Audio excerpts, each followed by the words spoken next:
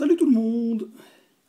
Aujourd'hui, on va lire dans Apocalypse, le chapitre 2, à partir du verset 8, ce que Jésus annonce à l'église de Smyrne. Donc, je vous conseille tous de prendre votre Bible et puis de vous retrouver dans Apocalypse 2, à partir du verset 8. Pour ceux qui voient aujourd'hui, vous regardez une autre vidéo, et puis ça parlera d'Apocalypse 1, et puis on en a déjà fait quelques-unes pour ceux qui veulent suivre. Vous êtes prêts? Yeah! Alors la parole est la suivante. Écrit à l'ange de l'église de Smyrne. Essayons de nous mettre à la place de l'église de Smyrne aujourd'hui. Voici ce que dit le premier et le dernier. Celui qui était mort et qui est revenu à la vie. Voici ce que dit Jésus. Ok. Je connais ton affliction et ta pauvreté, bien que tu sois riche, et les calomnies de la part de ceux qui se disent juifs, mais qui ne le sont pas, mais qui ont une synagogue de Satan. Ne crains pas ce que tu vas souffrir. Voici, le diable jettera quelques-uns d'entre vous en prison, afin que vous soyez éprouvés, et vous aurez une tribulation de 10 jours. Sois fidèle jusqu'à la mort, et je te donnerai la couronne de vie. Que celui qui a des oreilles entende ce que l'Esprit dit aux églises. Celui qui vaincra n'aura pas à souffrir de la seconde mort. Ah! Ouais, on se réjouit d'un texte comme ça pour nous, hein. Yeah. Intéressant quand même. Là, il parle à l'église, puis il lui dit, je connais ton affliction. Je vois comment tu souffres. Prends-le pour toi ce matin. Je connais ton affliction et je vois comment tu souffres. Je vois ta pauvreté, bien que tu sois riche. En Dieu, nous sommes riches. Ou bien il y a des possibilités d'avoir dans notre entourage une certaine sécurité.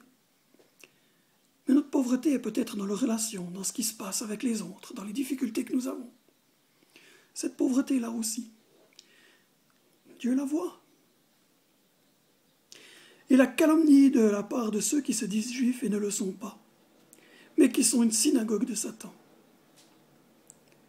C'est vrai qu'autour de nous, il peut y avoir plein de chrétiens qui ne le sont pas, mais qui se disent chrétiens. Pourquoi? Parce qu'ils disent qu'ils connaissent Jésus, ou du moins qu'ils croient que quelque chose existe. Mais quel est le style de vie? Quel est l'attachement qu'on a à Jésus? Ils se disent chrétiens, mais ne le sont pas. Pourvu que je ne fasse pas partie de ceux-là. C'est une question qu'on peut se poser si ça nous permet de nous repentir puis d'aller de l'avant. Autrement dit, c'est une église de Satan. Ne crains pas ce que tu vas souffrir. Le diable jettera quelques-uns d'entre vous en prison afin que vous soyez éprouvés et vous aurez une tribulation de 10 jours. Peut-être que ça parle à quelqu'un ce matin, ou mot pour mot. Mais sinon, c'est vrai, être chrétien. Et si on marche dans la vérité, puis dans la parole de Dieu, dans ce que lui nous enseigne, il y a des choses qu'il y en a un qui ne sont pas contents. Hein. On n'a jamais dit qu'être chrétien, c'était le paradis sur terre. Par contre, quelle grâce de savoir que Dieu est avec nous. C'est qui peut nous donner la force de passer les épreuves et les situations difficiles. Et là, on peut rester fidèle, et fidèle même jusqu'à la mort. Ça ne m'est pas arrivé, j'espère que ça ne vous l'est pas arrivé, puis ceux à qui c'est arrivé, vous savez, vous, ce qu'il en est. Et j'avoue qu'on n'ose ne pas espérer chose pareille, mais les difficultés de tous les jours, tenir ferme dans la foi, se baser sur la parole de Dieu alors que le monde nous attire dans autre chose.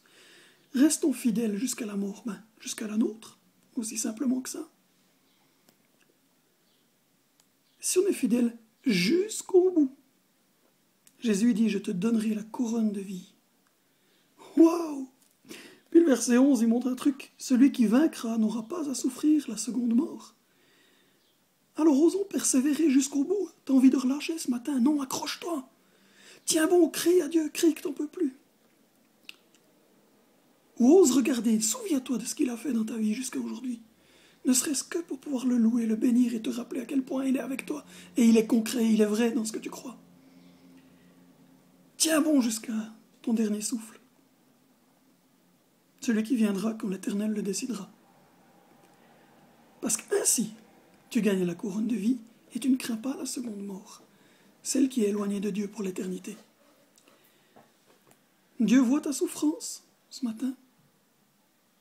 Il te dit qu'il est avec toi, il te dit reste fidèle. Je suis avec toi. Allez, courage.